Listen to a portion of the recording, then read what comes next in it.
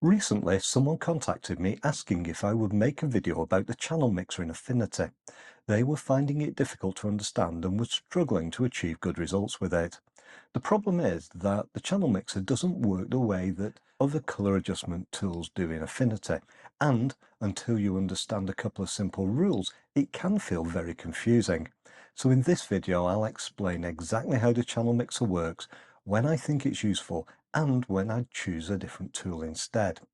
Let's start by understanding what the channel mixer is doing and how it affects colors. For that, we're going to use some colored squares. I'll create these from scratch so you can try the same thing yourself. I'll start by creating a new document by selecting File and then New in the Affinity menu. Then in the dialog, I'm going to select an A4 page and click the Create New Document button. Basically, we just want an empty document. The next step is to draw the colored squares. I'll do this by selecting the rectangle tool in the tools palette. This is part of a group of tools that all share the same space in the toolbar. If you can't see the rectangle tool, press U on your keyboard, which is the group shortcut. You can then click and hold the visible icon in the group to display the rest of the tools. After selecting the rectangle tool, click and drag on the document to draw your first rectangle. Now, if you hold down the Shift key as you do this, you're going to draw a square rather than a rectangle. Once you've drawn a rectangle or square, you need to change the fill color. To do this, click the fill swatch in the context-sensitive toolbar. This displays the color sliders, allowing us to select a color. Notice that my controls are set to the RGB sliders, which makes the process we're going to do easier. I want to set the red slider to the maximum value of 255. I'll then set the green and blue sliders to 0. Now that's going to create a red box with the maximum intensity of red. The next step is to copy this rectangle or square so that we can duplicate it. To do that, I'll select the Move tool. I'll then hold down my Command key on the keyboard while clicking and dragging on the shape. For Windows PC users, that's going to be your Control key. If you don't want to use the click and drag shortcut, you can always copy and paste the shapes using the commands in the Edit menu. Now it's time to change the colors of the two copied squares that we've just created. I'll click on the square first using the Move tool, and then I'll click the color swatch.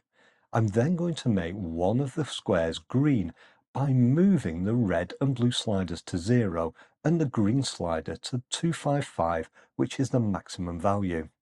I'll then do the same thing with the other square, but this time I'll turn it blue. In a moment, we're going to look at the effect of the channel mixer on these three colored squares. But before we do that, we should take a quick look at the Channels panel. This can be useful in helping us understand what the channel mixer is actually doing. In the Channels panel, we now see three channels for the colors in the image. One is the composite red, which shows how much red is in the image. We then have composite green, which shows the levels of green, and a composite blue, which shows the levels of blue. If I select the red channel, the document turns black because the document is an empty space. Only the pixels in the image are displayed, which in this case is the three squares we drew. Now, notice the other two squares have actually turned black as well, because there isn't any red in those squares. Only the red square has red in the pixels, and that's now what appears as white. When we view the red channel, what we see is a black and white representation of the levels of red that are present in each pixel. Where a pixel has a maximum level of red, it's shown as white, and where it has the minimum level of red, it's shown as black. This is why we only see the red square and that it's displayed as white. Now, if we select the green channel, we see the other two squares turn black and only the green rectangle is visible. And then if we select the blue channel, we see the same situation, but this time only the blue rectangle is visible. When you're done reviewing the individual color channels, you can reset to viewing the entire image by clicking the icon with the two arrows at the top right of the panel. Now let's go back to viewing the layers panel, and we'll add a new channel mixer adjustment layer to the top of the image. To do this, click the Adjustment Layer icon at the bottom of the Layers panel and select the Channel Mixer option. You'll then see the new channel mixer added at the top of the image, and the dialog will appear. At the top of the dialog, you'll then see a drop-down where we can choose the color channel that we want to work with, either red, green or blue in this image. These are the same color channels that we've just looked at in the Channels panel. Then below this we have three colored sliders where we can adjust the amount of red, green and blue in each of the channels. Understanding what these three slider controls are and do is the key to understanding the channel mixer. Let's start with a simple example of adjusting the red color channel. Looking at the color sliders, we have 100% for red and 0% for the other two. These sliders control the colors we see in the image. Watch what happens as I move the red slider to the left to a value of 0. We see the red square now becomes progressively darker until at 0 it's turned black. At the same time, we don't see the effect on either of the other squares.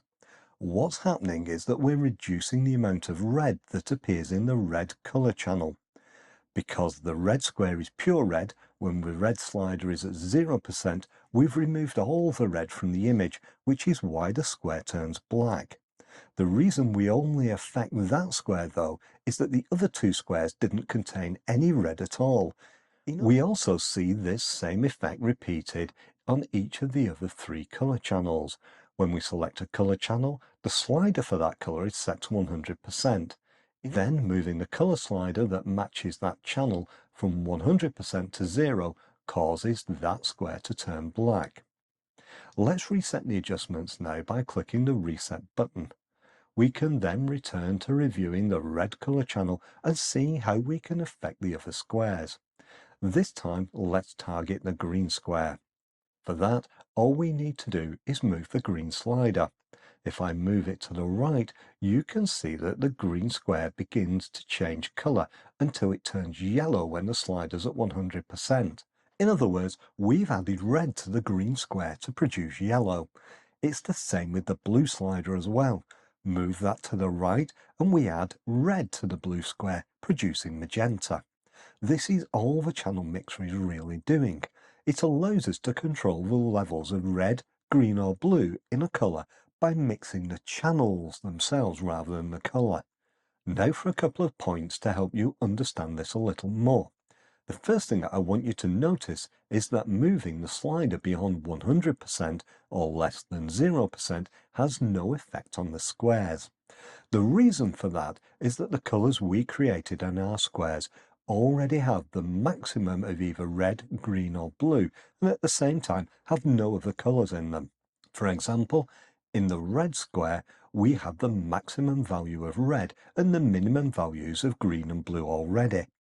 But that situation rarely happens in a photograph, which is why we need to create a fourth square. I'll just reset the channel mixer before doing that, and then I'll duplicate one of the colored rectangles, again using the Move tool. Having done that, I can now click the Fill option to change the color. This time, I'm going to set the red, green and blue sliders to a value of 128 each. This produces a mid-tone gray. What's important with this example is that none of the color channels is at their maximum or minimum values already. Let's now use the channel mixer color sliders again to see their effect on the gray square. Let's start with the red color channel and use the red slider. Notice that if I move the red slider to the right, I can now set a maximum value of 200% and it's still affecting the square. What's happening is that I'm doubling the amount of red in the red color channel. At the same time, I'm not changing the level of green or blue. That's why the red that's being produced isn't as intense as the pure red square that we looked at earlier. Now, watch what happens if I move the slider down to 0. Notice that the rectangle changes from being grey to a teal-green colour. As before, this has removed all the red from the image.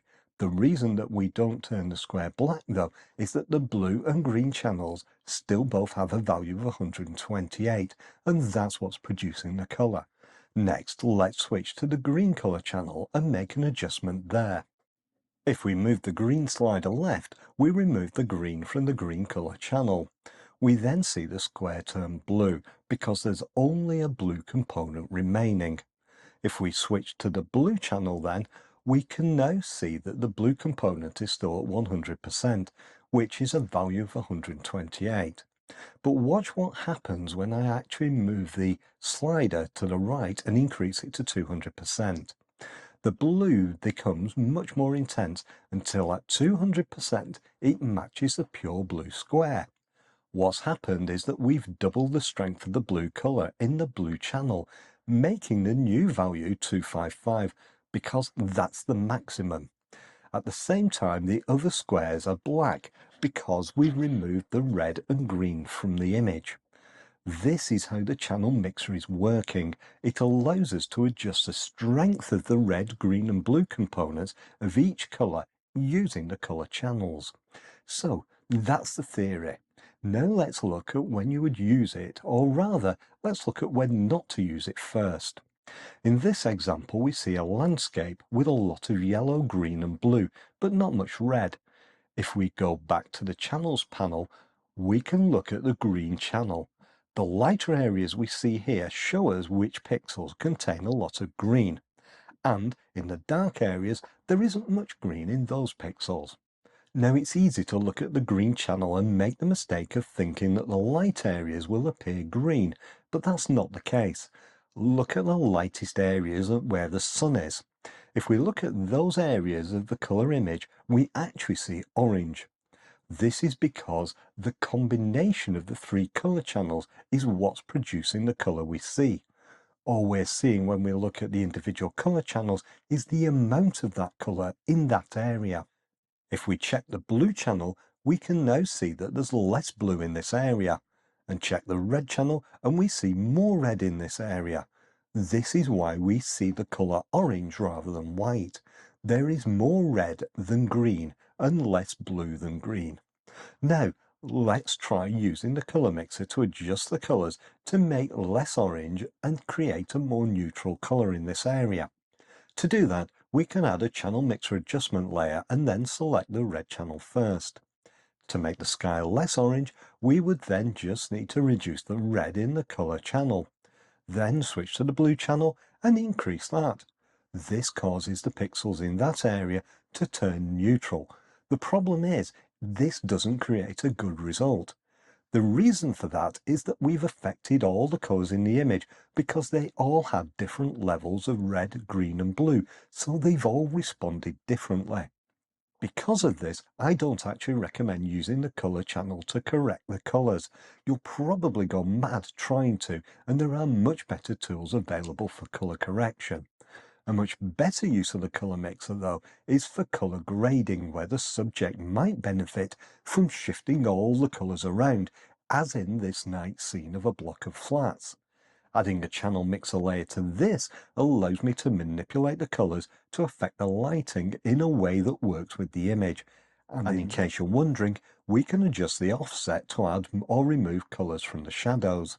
But the real problem with the channel mixer is that it's just downright difficult to understand and also to predict how it's going to affect the image.